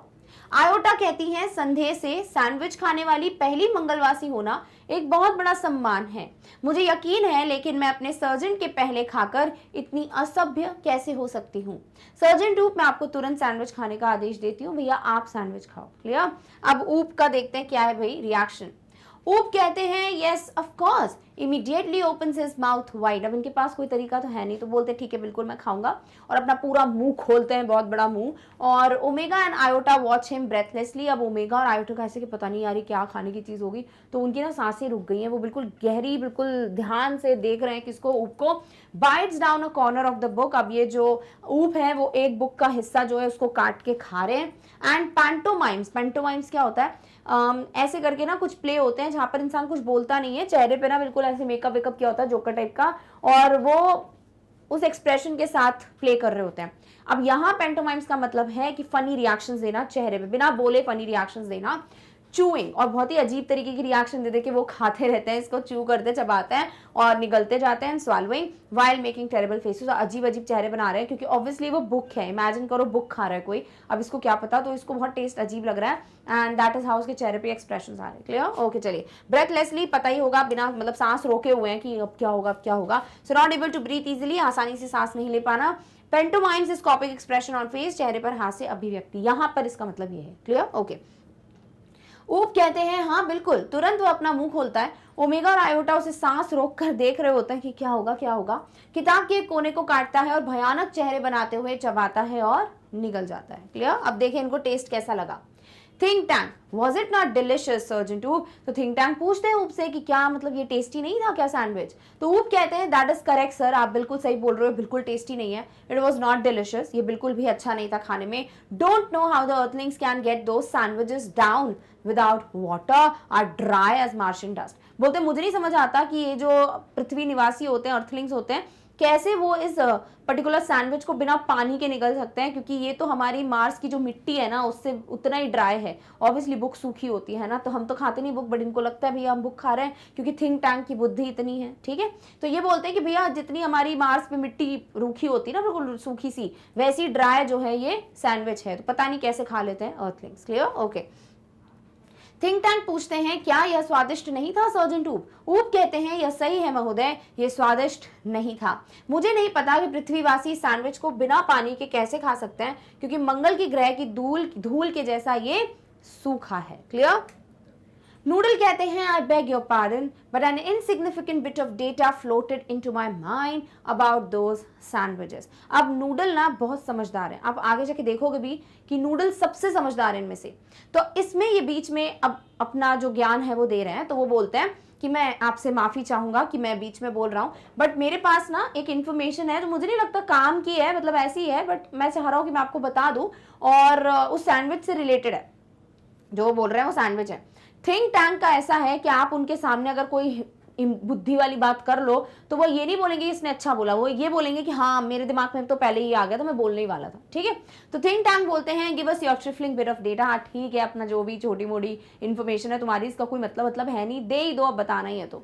नूडल कहते हैं I have seen survey of films of those sandwiches, notice that the earthlings did not eat them, used them as some sort of communication device। तो नूडल कहते हैं कि मैंने ना मूवीज देखी हुई हैं जिसमें मैंने देखा है कि जो अर्थलिंग्स होते हैं वो इस बुक को खाते नहीं, मतलब इस सैंडविच को खाते नहीं है, बल्कि इसको वो किसी न किसी तरीके के कम्युनिकेशन के लिए यूज करते हैं, किसी न किसी तरीके से एक वार्तालाप करने के लिए यूज करते हैं इस पर्टिकुलर डिवाइस को, ऐसा नूडल ने कहा। अब देखते हैं ये क्या समझते हैं, पहले शब्द देख लो। इनसिग्निफिकेंट मतलब not significant, that is less important, महत्वहीन। ट्रिफलिंग मतलब बहुत ही कम वैल्यू का, अनइम्पॉर्टेंट, तुच्छ सी कोई बात। सर्वेयर यानी कि ऑफिशियल इंस्पेक्टर, सर्वेक्षक। तो इन्होंने एक सर्वेक्षक वाली मूवी देखी थी, दैट इज व्हाट इज, उन्होंने देखा कि बुक्स वगैरह जो है उसको कम्युनिकेशन डिवाइस की तरह यूज करते हैं। क्लियर? ओके। नूडल कहते हैं मैं आपसे क्षमा चाहती हूँ, लेकिन क्षमा चाहता हूँ, ठीक है, ये लड़की नहीं है, क्षमा चाहता हूँ, लेकिन उन सैंडविच के में मेरे दिमाग में एक महत्वपूर्ण डेटा तैर गया है, लाइक आ गया है दिमाग में। थिंक टैंक कहते हैं हमें अपनी छोटी सी जानकारी दो। नूडल कहते हैं मैंने उन सैंडविच की सर्वेक्षक फिल्म देखी है, देखा कि पृथ्वीवासियों ने इन्हें खाया नहीं, उन्होंने उन्हें किसी प्रकार के संचार उपकरण के रूप में उपयोग किया कि भैया ये खाते नहीं है, इसको किसी न किसी तरीके की कम्युनिकेशन के लिए इस्तेमाल करते हैं, ऐसा मैंने देखा था। क्लियर? ओके। थिंक टैंक कहते हैं naturally that was my next point are actually communication sandwiches, I order you to listen to them. मतलब यहाँ दिमाग नूडल का, बट मैंने आपको बोला ना थिंक टैंक कभी नहीं देख सकते कि कोई और एक इंटेलिजेंट काम करे। तो थिंक टैंक बोलते हैं कि अरे स्वाभाविक रूप से ये मैं बोलने ही वाला था, मेरा अगला पॉइंट यही था कि खाने की चीजें थोड़ी है, ये सैंडविचेस जो है वो कम्युनिकेशन सैंडविचेस है, यानी इससे बातचीत की जाती है। और मैं तुम सबको अब ऑर्डर देता हूं कि अब इसको सुनो कि भैया तुम्हें क्या सुनाई दे रहा है सैंडविच से। Clear? Okay. So think tank कहते हैं यह मेरा अगला सुझाव था, वास्तव में संचार सैंडविच है, मैं तुम लोगों को इन्हें सुनने का आदेश देता हूं। अब देखते हैं लोग सुनते हैं तो उनको कुछ सुनाई देता है कि नहीं। थिंक टैंक कहते हैं do you have marvels in your ears, said listen to them. अब होता क्या ना, जब ये बोलते हैं ना कि इनको सुनो तो ओमेगा होप हो या आयोटा हो, सब ऐसे हो जाते हैं, इसको सुनना है, किसको सुनना है, मतलब क्या सुनना है इसको, तो ऐसे करके ना बड़े कंफ्यूज हो जाते हैं। तो यहाँ थिंक टैंक बोलते क्यों तुम लोग के कान में क्या कंचे भरे हुए हैं, मार्वल्स भरे हुए हैं, तुम लोग को सुनाई क्यों नहीं दे रहा है। मैंने बोला फटाफट से इस किताब को सुनो, किताब को नहीं सैंडविच को सुनो, और अब देखते हैं क्या करेंगे। Each take 2 books from the case, सब लोग जो हैं 2-2 किताबें उठा लेते हैं जो भी रखा हुआ है वहां पर उससे, and hold them to their ears, और अपने कान के पास लेकर आते हैं, लिसनिंग इंटेंटली, बड़े ध्यान से सुन रहे हैं कि कुछ सुनाई दे रहा है कि नहीं दे रहा है। अब पूछते हैं फिर थिंक टैंक कि भाई कुछ सुनाई दे रहा है कि नहीं, तो ओमेगा कहती है कुड हियर नथिंग सर, मेरे को कुछ भी सुनाई नहीं दिया, are not on the correct frequency. मुझे लगता है ना हमारी जो फ्रीक्वेंसी है वो सही नहीं है, जैसे रेडियो का होता है ना फ्रीक्वेंसी नहीं होगी तो आपको सुनाई नहीं देता, घर घर आवाज आती है, वैसे ही किताब की शायद, किताब की नहीं सैंडविच की शायद फ्रीक्वेंसी कुछ और होगी और हम गलत फ्रीक्वेंसी पे हैं शायद, इसलिए मेरे को कुछ सुनाई नहीं दे रहा है। आयोटा कहते हैं perhaps earthlings have sharper ears than we do. तो आयोटा का कहना है कि भैया हो सकता है शायद जो अर्थलिंग्स हैं या जो पृथ्वी निवासी हैं उनके कान हमसे ज़्यादा तेज़ होते हैं, तो उनको ज़्यादा सुनाई देती है चीज़ें, और हमारे कान इतने अच्छे नहीं है शायद, इसलिए हमको सुनाई नहीं दे रहा है कि इसमें क्या कह रहे हैं, लाइक सैंडविचेस क्या कह रहे हैं। क्लियर? ओके। वर्ड है इंटेंटली यानी कीनली, बहुत ही एकाग्रचित्त होकर, यानी बहुत ही ज़्यादा फोकस करके, that is what is keenly. Done? Okay, चलिए हिंदी में देखते हैं पूरा। सो थिंक टैंक कहते हैं क्या तुम्हारे कानों में कंचे भरे हैं, मैंने कहा उनकी बात सुनो, यानी ये जो सैंडविचेस हैं उन्हें सुनो। प्रत्येक 2 किताबें लेते हैं और उन्हें अपने कानों पर रखते हैं और ध्यान से सुनते हैं। ओमेगा कहती है कुछ नहीं सुनाई दे रहा है सर, शायद हम सही आवृत्ति पर नहीं है। आयोटा शायद पृथ्वीवासियों के कान हमसे ज्यादा तेज होते हैं। क्लियर? ओके।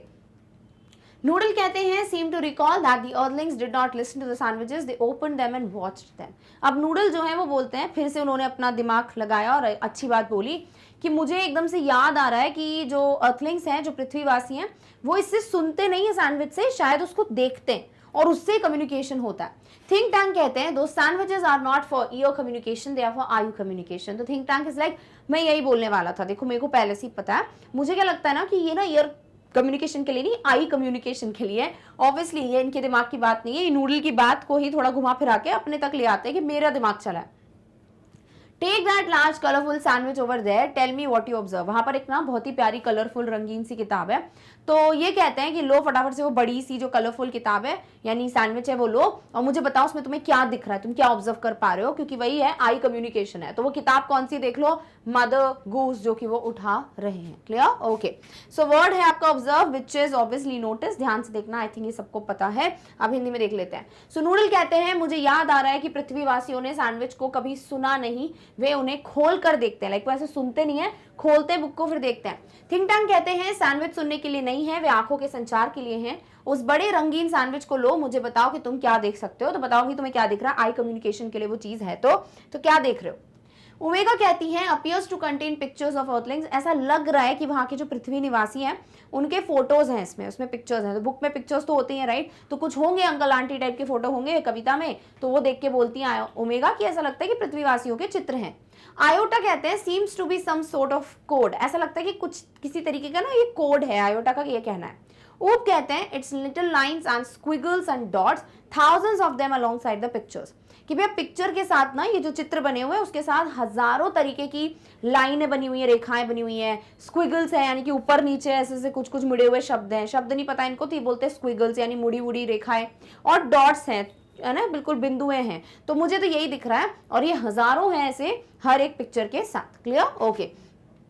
स्क्विगल्स का मतलब होता है short line that curls in loops in an irregular way, यानी कि बिल्कुल ऐसे कर्व कर रहे हैं, लूप कर रहे हैं, दैट इज व्हाट इज टेढ़ी मेढ़ी रेखाएं। तो क्योंकि वो शब्द ऐसे टेढ़े मेढ़े होते हैं ना, तो इनको क्या लगता है कि ये क्या है, स्क्विगल्स है। क्लियर? ओके। ओमेगा कहती है ऐसा प्रतीत होता है कि इसमें पृथ्वीवासियों के चित्र हैं। आयोटा कहती है ऐसा लगता है कि किसी प्रकार का कोड है। और उप कहते हैं छोटी रेखाएं और टेढ़ी मेढ़ी रेखाएं और बिंदु हैं, चित्रों के साथ ऐसी हजारों रेखाएं हैं। तो ये देख के बताते हैं वो किसको, थिंक टैंक को। अब इसमें भी नूडल जो है वो मदद करेंगे। देखिए थिंक टैंक कहते हैं perhaps the earthlings are not as primitive as we have thought, must break the code. तो यहाँ पर इनको ऐसा लगता है कि कोई ना तरीके का कोड है, ठीक है। तो थिंक टैंक बोलते हैं शायद जैसे मुझे लगता था ना कि पृथ्वीवासी बड़े पुराने टाइप के हैं, आदम टाइप के हैं, तो वैसा नहीं है और हमें ना ये कोड ब्रेक करना पड़ेगा, हमें पता करना पड़ेगा कि एग्जैक्टली इन लोग के दिमाग में क्या चल रहा है। नूडल कहते हैं the chemical department give our space people vitamins to increase their intelligence. अब नूडल यहाँ पर एक और चीज करके प्रूव करते हैं कि भैया उनके पास दिमाग है। तो वो बोलते हैं कि सर ऐसा नहीं है, मतलब उनको पता है कि ऐसा हुआ है, बट वो पूछते हैं, आप बुक में देखना नूडल जो है पूछते हैं कि शायद थिंक टैंक, मुझे लगता है सर कि हमारे जो केमिकल डिपार्टमेंट वाले हैं उन्होंने कुछ विटामिन्स दिए थे हमारे स्पेस के लोगों को कि ताकि इनकी जो बुद्धि है ना वो बढ़ जाए। तो शायद कह रहे हैं, बल्कि उनको पता है कि उन्होंने दिया है, बट नहीं बोल सकते ना, थिंक टैंक को गुस्सा आ गया तो ऐसे करके नूडल जो है ना बिल्कुल बहुत ही सही दिमाग है उनका। क्लियर?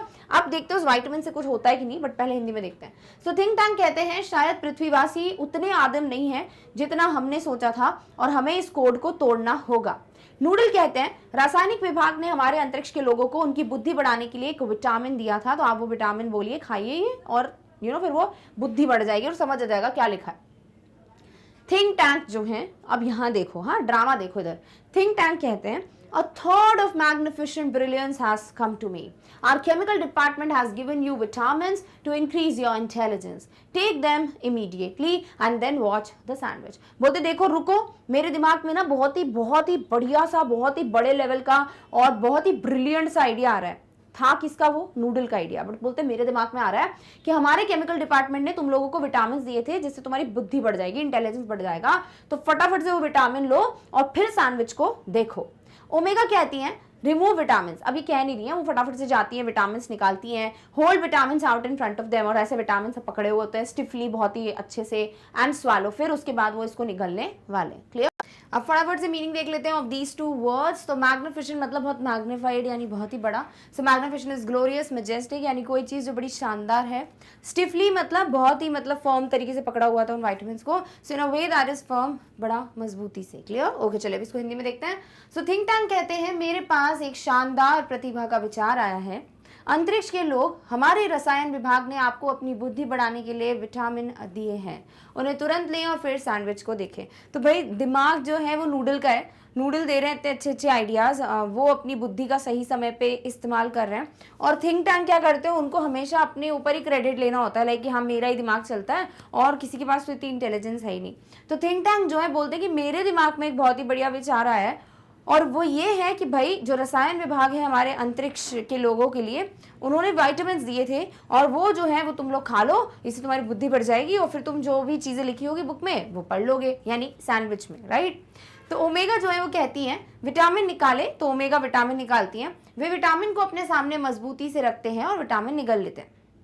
सब लोग विटामिन जो है वो अपने सामने रखते हैं बड़े मजबूती से, and then they swallow it. Clear? Okay. They pop the vitamins into their mouths and gulp simultaneously. Open their eyes wide, their heads shake and they put their hands to their foreheads. अब suppose जैसे ऐसा होता है ना, super hero वाली movie होती है, तो जैसे कुछ अलग केमिकल निगल लिया या कुछ खा लिया तो एकदम से पूरी बॉडी हिलने लगती है, एंड यू नो ऐसी सारी चीज़ें दिखाते हैं। तो वैसे यहाँ पे कुछ ऐड किया है कि ये लोग जो है विटामिन जो भी थे उसको खोलते हैं और वो कहाँ अपने मुंह में ले लेते हैं, ठीक है, मतलब जो विटामिन खोलते नहीं है, जो टैबलेट है उसको अपने मुंह में लेते हैं और उसको गल्प कर लेते हैं। गल्प का मतलब क्या होता है, निगल जाना, स्वालो कर लेना, वो भी साइमल्टेनियसली यानी एक ही समय पे। तो ये लोग एक साथ जो है विटामिन को निगल जाते हैं। ओपन देयर आइज वाइड, एकदम से उन्होंने विटामिन का आंखें पूरी खुली खुली रह जाती है, वाइड। देयर हेड शेक, उनका सर एकदम से शेक करने लगता है। And they put their hands to their foreheads, और सब अपने हाथ जो है वो अपने फोरहेड्स पे ऐसे रख लेते हैं। फोरहेड मतलब माथा, माथे पे रख लेते हैं, मतलब कुछ तो हो रहा था उनको विटामिन लेकर। थिंक टैंक कहते हैं नाउ डेसिफर दैट कोड। अब थिंक टैंक बोलते हैं अब ये जो कोड है उसको तुम लोग पढ़ के बताओ। डेसिफर यानी कि पता लगाओ उसका असली मतलब क्या है, डी कोड करना। क्लियर? ओके, चलो मीनिंग देख लो फटाफट से इन वर्ड्स का। तो गल्प का मतलब होता है स्वालो करना, निगलना या गटकना। साइमल्टेनियसली मतलब एक ही समय पे, एट द सेम टाइम। और डेसिफर मतलब find the meaning of something which is puzzling और डिफिकल्ट टू अंडरस्टैंड। कोई भी चीज जो बड़ा कंफ्यूजिंग है या डिफिकल्ट है समझने में, उसका मतलब निकालना, दैट इज किसी चीज को डिकोड करना। तो यहाँ कह सकते हो छिपे को खोलना, यानी छिपे अर्थ को पता लगाना कि भैया जो लिखा है उसके पीछे का मतलब क्या है। क्लियर? ओके। वे विटामिन अपने मुंह में डालते हैं और एक साथ निगल लेते हैं। वे अपनी आंखें पूरी खोल लेते हैं, उनके सिर कांपने लगते हैं और वे अपने हाथों को अपने माथे पर रख लेते हैं। थिंक टैंक कहते हैं अब उस कोड को समझो और बताओ क्या लिखा है। अब देखते हैं भैया ये लोग क्या पढ़ने वाले हैं। वैसे हमें पता है वो क्या है, मदर गूज एक राइम की बुक है, यानी कि बच्चों की कविताएं हैं, बट इनको पता ही नहीं है कुछ ऐसा कुछ होता है। तो अब देखते हैं ये लोग पढ़ पाते कि नहीं, और पढ़ भी पाते तो उनको समझ में क्या आता है। थिंक टैंक कहते हैं what does it say, tell me this instant, transcribe Omega. तो यहाँ थिंक टैंक जो एकदम से बोलते हैं भाई मुझे बताओ, फटाफट बताओ क्या लिखा हुआ है सैंडविच में, और फिर वो ओमेगा को कहते हैं, कैप्टन ओमेगा को, कि ट्रांसक्राइब करो। व्हाट इज ट्रांसक्राइब, जो कुछ भी समझ रहे हो उसको लिखो। ठीक है, चलो अब ओमेगा पढ़ती है। ओमेगा क्या पढ़ रही है? Mistress Mary, quite contrary, how does your garden grow with cockle shells and silver bells and pretty maids all in a row? तो भाई ये एक राइम है, ठीक है, कविता है बच्चों की, और इस राइम में मैरी की बात की गई है जो कि थोड़ी अलग है, ठीक है, कॉन्ट्ररी है। सो मिस्ट्रेस मैरी, ठीक है, quite contrary, how does your garden grow, आपका जो गार्डन है वो ग्रो कैसे करता है। अब गार्डन में क्या चीजें हैं, with cockle shells and silver bells. भाई कॉकल शेल्स यानी कि कॉकल टाइप का होता है, उसका जो ऊपर का खोल है, शेल है, उससे, और सिल्वर की बेल से कैसे आपका गार्डन ग्रो कर रहा है। And pretty maids all in a row, और इतनी सारी प्रिटी मेड्स है उनकी, ऑल इन अ रो, एक बिल्कुल लाइन में। तो ये चीज जो है ये लोग पढ़ते हैं। अब इनको क्या समझ आता है वो हमको देखना पड़ेगा, बिकॉज ऑब्वियसली इनको एग्जैक्टली क्या इसका मीनिंग है वो तो पता होगा नहीं। अब ट्रांसक्राइब का मतलब क्या देख लो, write in full form from shorthand, यानी टाइप करना। कॉकल शेल्स यानी shell of an edible burrowing bivalve mollusc with a strong ribbed shell. तो कॉकल जो है वो एक एडिबल मोलस्क होता है, और उसकी जो ऊपर की शेल है उसकी बात हो रही है। तो भैया वो जो शेल है, जो खोल है और सिल्वर बेल्स हैं, उससे कैसे ये पर्टिकुलर गार्डन ग्रो कर रहा है वो लिखा हुआ है। ठीक है, चलो थिंक टैंक कहते हैं ये क्या कहता है मुझे ये तुरंत बताओ, यानी क्या लिखा हुआ है सैंडविच में मुझे बताओ। ओमेगा पढ़ती हैं, मालकिन मेरी थोड़ी विपरीत, आपका गार्डन कैसे बढ़ता है, कोकली की खोल और चांदी की घंटियों के साथ, और सुंदर दासियां सभी एक पंक्ति में। देखो ऑब्वियसली हम लोग बिल्कुल लाइन बाय लाइन देख रहे हैं ताकि आपको कोई वर्ड मिले ना मिले, बट ये ऐसे हिंदी में कोई कविता नहीं है, it is in English only, but क्योंकि मुझे आपको बताना है तो मैंने आपको ये भी बता दिया हिंदी में, ठीक है। अब इससे क्या समझते हैं, देखो, think tank, this is no time for levity. The earthlings have discovered how to combine agriculture and mining, can actually grow crops of rare metals such as silver and cockle shells, can grow high explosives too. Noodle, contact our invasion fleet. अब होता क्या है कि think tank का देखो दिमाग वैसी बुद्धि कम है उसमें, हमको पता ही चल गया है। तो थिंक टैंक जो है वो बोलते हैं कि भैया ये कोई समय लेविटी यानी कि बहुत ही ज़्यादा नॉर्मल रहने की बात नहीं है, सीरियस चीज़ है, तो हमें सीरियसली इसको लेना चाहिए। और जो अर्थलिंग्स हैं, जो पृथ्वीवासी हैं, उन्होंने कितनी बड़ी डिस्कवरी की है, इन्होंने खेती को और माइनिंग को एक साथ जोड़ लिया है। कैसे बोलते हैं ये, क्योंकि इन्होंने पढ़ा ना कॉकल शेल्स और सिल्वर बेल्स, भाई अभी उसका कुछ और मतलब होगा, बट यहाँ पर इनको क्या लगता है कि भाई ये लोग तो सिल्वर बेल्स और कॉकल शेल्स इन सबसे भैया ग्रो कर रहे हैं, तो ये लोगों ने खेती और माइनिंग को मिला दिया है। अब अगर ये कर सकते हैं तो फिर ये एक्सप्लोजिव्स भी बना सकते हैं, ये जो बारूद वगैरह है, बम बारूद, ये सब भी बना सकते हैं। तो ये डर जाते हैं एकदम से, ये नूडल को बोलते हैं कि नूडल जो हमारी इन्वेशन फ्लीट है उससे कॉन्टैक्ट करो।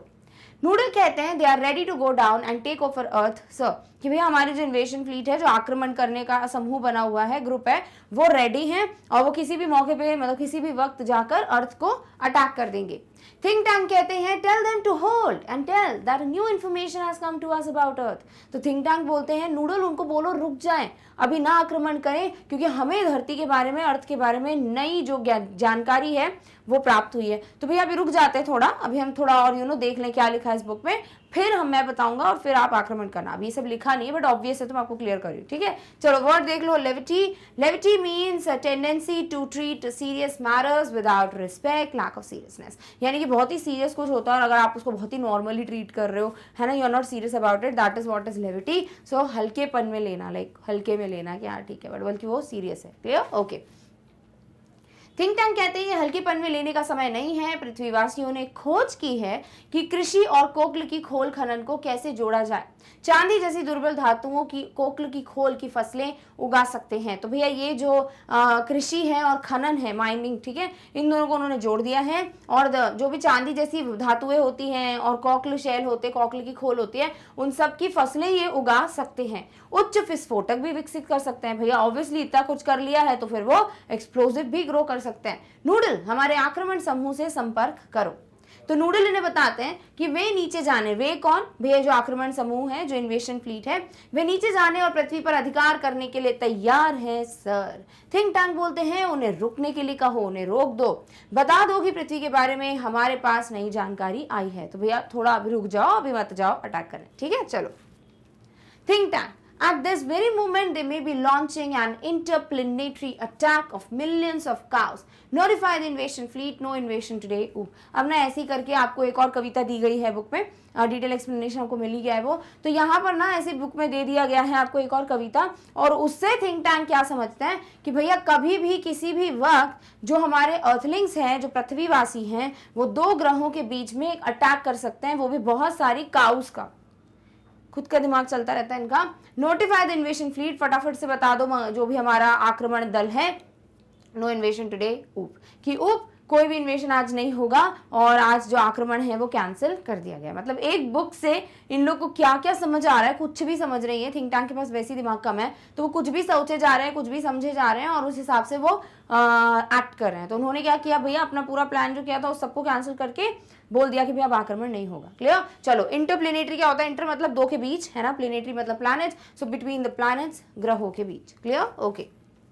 थिंक टैंक कहते हैं इसी क्षण शायद पृथ्वीवासी लाखों गायों का अंतर्ग्रही आक्रमण शुरू कर रहे होंगे। आक्रमण समूह को सूचित कर दो आज कोई आक्रमण नहीं होगा। तो भैया आज कोई भी इन्वेशन नहीं होने वाला है अर्थ पे। Clear, okay. अब जो है एक और चीज पढ़ते हैं, बड़ा इंपॉर्टेंट है, यहां से आपको मेन पता चलेगा कि क्यों इन्वेशन नहीं हो पाया। तो अब ऊप पढ़ते हैं। Humpty Dumpty sat on the wall. Humpty Dumpty had a great fall. All the king's horses and all the king's men cannot put Humpty Dumpty together again. And फिर ये कहते हैं कि hairs a picture of Humpty Dumpty, he looks like. अब ये एकदम से बताते हैं कि हम्टी डम्टी का पिक्चर है, ऑडियंस को दिखाते हैं और थिंक टैंक को दिखाते हैं, और थिंक टैंक के सामने मतलब वो देखकर फिर ऐसे बोलते हैं कि ये तो किसकी तरह दिखता है, किसकी तरह दिखता है, आगे हम देखेंगे। तो यहाँ पे क्या दिया हुआ भैया आपको, हम्टी डम्टी का बताया। हम्टी डम्टी वही जो कि अंडेकार शेप के बताए गए हैं स्ट्रक्चर्स, ठीक है कि मतलब ऐसे बना दिया एनिमेटेड कोई पर्टिकुलर क्रीचर। तो हम्टी डम्टी एक दीवार पर बैठे हुए हैं, दोनों जो है बहुत मुश्किल से नीचे, मुश्किल से नहीं बहुत बुरी तरीके से नीचे गिर जाते हैं। जितने भी किंग के घोड़े हैं, ऑल किंग्स हॉर्सेस, एंड जो भी लोग हैं राजा के घर पे, किंग्स मैन, कोई भी हम्टी डम्टी को वापस जो है उठाकर नहीं बिठा पाता, obviously because they are very मोटू। क्लियर? ओके, चलो फटाफट से देख लो इसका ट्रांसलेशन। सो ऊप पड़ता है, हम्टी डम्टी दीवार पर बैठ गए, हम्टी डम्टी नीचे गिर गए, राजा के सब घोड़े और राजा के सब जन हम्टी डम्टी को फिर से एक साथ नहीं बैठा सकते। क्लियर? देखो सर, हम्टी डम्टी की एक तस्वीर, वह ऐसा दिखता है। कैसा दिखता है, किसके जैसे दिखता है? देखो ऐसा दिखता है आपका हम्टी डम्टी, और हमें पता है कि थिंक टैंक जो है वो भी ऐसी कुछ बहुत बड़े से अंडे के शेप का उसका सर है, तो ये थिंक टैंक जैसा इनको दिखता है। ठीक है, अब देखो यहाँ पे कितना मजेदार सीन होगा। थिंक टैंक कहते हैं, it's me, the earthlings have seen me and they are after me, they plan to capture Mars central control and me, it's an invasion of Mars, how stupid. तो यहाँ पर think tank बोलते हैं कि भैया ये तो मैं हूं, ये तो मेरे जैसा दिखता है। तो अर्थलिंग्स जो है, पृथ्वीवासी, वो ऑलरेडी मुझे देख चुके हैं और वो मेरे पीछे पड़ गए, यानी अब वो मेरे को अटैक करने वाले हैं। और उनका जो प्लान है वो है कि वो मार्स सेंट्रल कंट्रोल और मुझे जो है वो कब्जे में ले लेंगे, और हम जो है वो पृथ्वी का ये लोग आक्रमण करने का सोच रहे थे, बट पृथ्वीवासी तो मंगल ग्रह पे आक्रमण करने का सोच रहे हैं। Noodle, prepare a space capsule for me, must escape without delay. तो यहाँ पर थिंक टैंक बोलते हैं, नूडल फटाफट से मेरे लिए एक जो आप स्पेस कैप्सूल है वो बनाओ, और एक मतलब जो यान होगा, अंतरिक्ष यान, वो तैयार करो, जिसमें बैठ के मैं फटाफट से बिना कोई देरी के यहाँ से भाग जाऊंगा। Space people, you must leave Earth at once, but be sure to remove all traces of your visit. The Earthlings must not know that I know. फिर एकदम से ये बोल देते हैं, स्पेस के जितने भी लोग वहां पे थे ना, ये ऊप ओमेगा वगैरह, इनको बोलते हैं कि तुम लोग को फटाफट से धरती को छोड़ के जाना है, बट ये चीज ध्यान में रखना है कि तुम्हें कोई सबूत नहीं छोड़ना है, तुम्हें सारे एविडेंसेस क्लियर करके जाने हैं, ट्रेसेस क्लियर करके जाने हैं, और अर्थलिंग्स को पता नहीं चलना चाहिए कि मुझे, यानी थिंक टैंक को पता है कि वो लोग मुझ पे हमला कर रहे हैं। मतलब ये एक नॉर्मल कविता है, बट जितनी बुद्धि है ना, तो इनने कभी कुछ जानकारी तो ली नहीं अर्थ के बारे में, और सीधे सीधे जो समझ में आया दिमाग में उस हिसाब से एक्ट करते चले। क्लियर? ओके, कैप्सूल का मीनिंग देख लो यहाँ पर। Capsule means a space craft, अंतरिक्ष यान। यहाँ पर कैप्सूल का मतलब क्या है? एक अंतरिक्ष यान यानी space craft. Clear? Okay. Think tank कहते हैं, ये तो मैं हूं, पृथ्वीवासियों ने मुझे देखा है और वो मेरे पीछे पड़े हैं, वे मार्स सेंट्रल कंट्रोल मुझे पकड़ने की योजना बना रहे हैं, यह मंगल पर आक्रमण है। नूडल, मेरे लिए एक अंतरिक्ष यान तैयार करो, मुझे बिना देरी किए भाग जाना चाहिए। अंतरिक्ष के लोग, तुम लोगों को एक ही बार में पृथ्वी छोड़ देनी चाहिए, लेकिन सुनिश्चित कर लेना कि तुम्हारी यात्रा के सभी निशान तुम हटा दो। पृथ्वीवासियों को यह नहीं पता लगना चाहिए कि मैं यह सब जानता हूं। क्लियर? ओके। नूडल कहते हैं, where shall we go sir? तो नूडल बोलेंगे, भैया हम जाएंगे किधर, है ना, चलो यहाँ से चले आएंगे अपने प्लेनेट को छोड़कर, तो हम कहाँ जाएंगे? तो थिंक टैंक कहते हैं, 100 million miles away from Mars. भैया मंगल ग्रह से 100,000 कोई मिलियन माइल्स जो है, लाखों मिलियंस माइल जो है, हम लोग यहाँ से चले जाएंगे। Order invasion fleet to evacuate the entire planet of Mars. और इन्वेशन फ्लीट, आक्रमण दल को सीधे सीधे ही ऑर्डर दे दो कि फटाफट से मार्स का पूरे जो प्लैनेट है उसको खाली कराएं, यानी जितने भी लोग हैं उन सबको भगा दें। We are heading for Alpha Centauri 100 million miles away. और हम कहाँ के लिए निकल रहे हैं? हम अल्फा सेंटुराई पे जाके रहेंगे, जो कि यहाँ से मंगल ग्रह से 100 मिलियन माइल्स की दूरी पे है। क्लियर? ओके। फटाफट से देख लो, अल्फा सेंटुराई क्या है? Closest star to our solar system, हमारे सोलर सिस्टम में सबसे पास का तारा। सो हमारे सौर मंडल के सबसे निकट का तारा क्या है? अल्फा सेंटुराई। क्लियर? ओके। नूडल कहते हैं, हम कहाँ जाएंगे सर? यानी ऑब्वियसली दिमाग का क्वेश्चन, जाएंगे कहाँ? चले तो जाएंगे। थिंक टैंक कहते हैं, मंगल से 100 मिलियन मील दूर, मंगल ग्रह के पूरे ग्रह को खाली करने के लिए आक्रमण समूह को आदेश दे दो, हम 100 मिलियन मील दूर अल्फा सेंटुराई की ओर जा रहे हैं। तो फाइनली अब ये यहाँ से निकलने की सोच लेते हैं। क्लियर? ओके। अब आ जाता है यहाँ पर वापस हिस्टोरियन। हिस्टोरियन कौन थी भाई? जो हमने स्टार्टिंग में देखा कि ये हमें पूरी कहानी बता रही है। तो यहाँ हिस्टोरियन बताती है कि कैसे एक बुक, यानी कि जो मदर गूस किताब है, उसने धरती के आक्रमण, मतलब मंगल ग्रह के आक्रमण से धरती को बचा लिया। And this is how the story is. Clear? तो इस तरीके से आपका जो कैसे मदर गूस पोम जो किताब है उसने बचाया, क्यों टाइटल है the book that saved the earth, वो पता चल गया। अब हिस्टोरियन हमसे और भी बातें करेंगी, वो पढ़ लेते हैं। हिस्टोरियन कहती हैं that's how one dusty old book of nursery rhymes save the world from a Martian इन्वेशन। और इस तरीके से एक बिल्कुल पुरानी सी मिट्टी विट्टी लगी हुई है, पुरानी सी किताब, वो भी नर्सरी राइम की जो बच्चों को पढ़ाई जाती है, उसने हमारी धरती को मंगल ग्रह के आक्रमण से बचा लिया। In the 25th century, 500 years after all this happened, we Earthlings resumed contact with Mars. अब 25th century ना, फ्यूचर की बात की गई है और ये करीबन 500 साल बाद की कहानी है, यानी 500 साल हो चुके हैं ये थिंक टैंक वाले इंसिडेंट को। और फिर उसके बाद जो है हम अर्थलिंग्स यानी पृथ्वीवासियों ने मार्स के लोगों के साथ कॉन्टैक्ट स्टार्ट किया and we even became very friendly with the Martians. और जो मंगलवासी हैं हम उनके साथ बड़े दोस्त जैसा व्यवहार हो गया, मित्र जैसा व्यवहार हो गया हमारा। By that time great and mighty think tank had been replaced by a very clever Martian, the wise and wonderful Noodle. Best चीज क्या हुई कि तब तक जो है, जो हमारे great and mighty think tank हैं, जो बिल्कुल भी नहीं है दिमाग वाले, उनको रिप्लेस कर दिया एक असली दिमाग वाले मंगलवासी ने। और वो कौन था भाई? अभी तक सिर्फ एक ही था जिसकी बुद्धि चल रही थी और वो है नूडल, अप्रेंटिस नूडल। तो अब नूडल जो है वो बन चुके थे the commander in chief. Commander in chief है थिंक टैंक, तो अब बन गए कौन? नूडल। क्लियर? ओके। इतिहासकार कहती हैं और इसी तरह बच्चों की कविता की एक धूल भरी पुरानी किताब ने दुनिया को मंगल ग्रह के आक्रमण से बचाया। जैसा कि आप सभी जानते हैं 25वीं शताब्दी में यह सब होने के 500 साल बाद हम पृथ्वीवासियों ने मंगल के साथ संपर्क फिर से शुरू किया और हम मंगल ग्रह के लोगों के साथ भी मित्र बन गए। उस समय तक महान और पराक्रमी थिंक टैंक की जगह एक बहुत ही चतुर मंगलवासी ने ले ली थी और वो है बुद्धिमान और अद्भुत noodle. Clear? Okay. Oh yes, we taught the Martians the difference between sandwiches and books, taught them how to read, to established a model library in the capital city of Marsopolis, one book that the Martians can never bring themselves to read, वो है mother goose. और curtain यानी पर्दा गिर जाता है, यानी नाटक खत्म। क्लियर? सो यहाँ पर हिस्टोरियन कहती है कि बिल्कुल डेफिनेटली हम अर्थलिंग्स ने मार्शियंस को समझाया कि भैया सैंडविच और बुक के बीच में ना क्या डिफरेंस है। फाइनली क्लियर कर दिया कि भाई जो आप देख रहे थे वो बुक्स हैं, सैंडविच अलग चीज है, और उनको कैसे पढ़ते हैं वो भी सिखा दिया। ऑल्सो वहां उनकी जो कैपिटल सिटी है ना मार्स की, वो है मार्सोपोलिस। ध्यान में रहेगा, मार्स की मार्सोपोलिस। तो यहाँ पर इन्होंने एक लाइब्रेरी, एक पुस्तकालय भी खोला और बस एक बुक है जो मार्शियंस कभी नहीं पढ़ने वाले, कभी नहीं लेके आएंगे अपनी लाइब्रेरी में, वो है the book mother goose. Because इसी की वजह से ये अर्थ पे आक्रमण नहीं कर पाए और अब पर्दा जो है वो गिर जाता है। क्लियर? चलो इसी को हिंदी में पढ़ते हैं। ओ हाँ, हमने मंगलवासियों को सैंडविच और किताबों के बीच का अंतर सिखाया, उन्हें पढ़ना भी सिखाया और हमने उनकी राजधानी मार्सोपोलिस में एक मॉडल पुस्तकालय की स्थापना की। पर एक किताब है जिसे मंगलवासी पढ़ने के लिए कभी नहीं ला सकते, वो है मदर गूस। और अब पर्दा गिर जाता है। तो आपका जो पूरा चैप्टर का रिवीजन है वो हो चुका है। आई होप ये चैप्टर आपको क्लियर हो गया है। बहुत इंटरेस्टिंग है, अलग है, फ्यूचर का सेटअप है और इमेजिन करना कि अगर ऐसे मार्शियंस होते तो क्या होगा एंड एवरीथिंग, अंडे जैसा चेहरा बना देना उस एलियन का, बड़ा क्रिएटिव है। और इस तरीके से स्टोरी पढ़ने में तो मजा आया। बट इस स्टोरी का सिर्फ एक ही मुख्य संदेश है, मैसेज है, वो देख लो जो मैं बिगनिंग में बता चुकी हूँ आपको, फिर हम इस चैप्टर को वाइंड अप करेंगे। सो मैसेज जो है वो है, half fed knowledge is always dangerous. अगर किसी भी चीज का आपको आधा अधूरा ज्ञान होता है ना, हमेशा वो खतरनाक साबित होता है। थिंक टैंक को थोड़ा थोड़ा सा ज्ञान था कि सैंडविच जो है वो 2 स्लाइस का होता है, उसके बीच में फिलिंग होती है, बट वो 2 स्लाइस में फिलिंग हर चीज जैसी नहीं होती भाई। सैंडविच अलग चीज होती है, वो कैसे दिखता है, और बुक भी होती है जो पढ़ने के लिए होती है, वो अलग है। वो चीज उनको पता नहीं थी, तो उनका आधा अधूरा नॉलेज जो था वो क्या था कि भैया सैंडविच होता क्या है ना। अब उनने क्या बोला कि बुक जो ऐसी दिख रही है, 2 कवर है, बीच में पेजेस यानी फिलिंग हो गए, तो भैया ये भी क्या हुआ, सैंडविच हुआ। तो इनको कुछ अक्कल वक्कल थी नहीं, थिंक टैंक को थोड़ा बहुत नॉलेज था।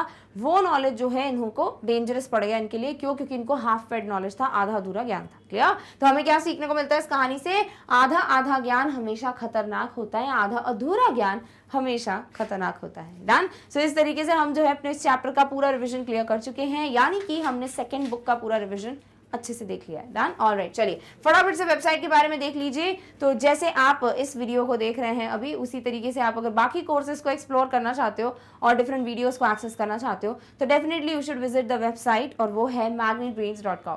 क्योंकि इस वेबसाइट पे सारी चीजें इतनी प्रॉपरली अरेंज्ड होती हैं कि आपको सिर्फ क्लिक करना होता है और आपको वीडियो मिल जाता है। जैसे कि अगर आप जैसे ही magnetbrains.com खोलोगे ना, आपके सामने सारे ऑप्शंस आ जाएंगे। आपको इंग्लिश मीडियम का कुछ पढ़ना आप क्लिक कर सकते हो, हिंदी मीडियम का कुछ भी पढ़ना आप क्लिक कीजिए, सीधे आपको वीडियोस मिल जाएंगे। आएंगे। स्पोकन इंग्लिश कोर्स को अगर आप देखना चाहते हो जिससे आप अपनी अंग्रेजी को बढ़ा सकते हैं, फ्लुएंट कर सकते हैं, तो आप प्लीज क्लिक कीजिए। एनटीएससी ओलंपियाड जैसे एग्जाम्स का क्या सिलेबस होता है, क्या क्या डिफरेंट टॉपिक्स पढ़ाए जाते हैं, जिससे आपका ज्ञान ऑब्वियसली बढ़ेगा, आप वो भी देख सकते हो। आईआईटी, नीट, यूपीएससी, जैप के आप इनके बारे में तो बोलने की आवश्यकता है नहीं, अगर आप ये सब तो ऑलरेडी जानते होंगे, तो ये कुछ भी पढ़ना चाहते हो वो भी आप क्लिक कर सकते हो मैग्नेट ब्रेन्स के चैनल पे। अब हम देख लेते हैं एक एग्जाम्पल। सपोज आपको इंग्लिश मीडियम का कोई टॉपिक पढ़ना है, आपने क्लिक किया, सबसे पहले आपके सामने सारे ऑप्शन आएंगे क्लासेस के, आपको पढ़ना क्या है। सपोज आपने क्लिक किया क्लास 10th पे, बिकॉज आप क्लास 10th के स्टूडेंट हो, आपके सामने जितने भी क्लास 10th के सब्जेक्ट्स होंगे ना वो सब हाजिर हो जाएंगे। अब उस सब्जेक्ट पे आप क्लिक करेंगे जिसका वीडियो आप देखना चाहते हैं। सपोज आप देखना चाहते हो फुटप्रिंट्स विदाउट फीट का कोई चैप्टर, आपने क्लिक किया, जैसे क्लिक किया आपके सामने आएंगे बहुत सारे चैप्टर्स के नाम। सपोज आपको देखना है कि भैया इस बुक में एग्जैक्टली पढ़ना क्या है, हमको कौन कौन से चैप्टर्स आ रहे हैं, तो आप क्लिक कर दीजिए। जैसे क्लिक करेंगे वीडियो आ जाएगा जहां आप सारे चैप्टर्स की लिस्ट देख पाओगे। उसी तरीके से आप बाकी वीडियोस को देखने के लिए भी क्लिक कर सकते हो और आपके सामने वीडियो प्ले होना स्टार्ट हो जाएगा। सो इतना आसान होता है वेबसाइट से वीडियोस तक का सफर। तो definitely if you want to enjoy this particular journey जो कि है वेबसाइट से वीडियोस तक की, तो प्लीज एक बार magnetbrains.com विजिट जरूर करना। Done, okay. सो इस तरीके से हम आ चुके हैं आज की वीडियो के अंत में। आई होप आपको ये चैप्टर अच्छा लगा और आपको सारी चीज़ें क्लियर हो गई हैं कि कैसे आधा अधूरा ज्ञान बहुत खतरनाक हो सकता है। सो इस तरीके से हम आ चुके हैं आज की वीडियो के अंत में। बट यस, हम बहुत जल्द मिलेंगे अगले वीडियो में अगले टॉपिक के साथ। तब तक खुद का सबका ध्यान रखिए। Thank you so much for watching. Bye.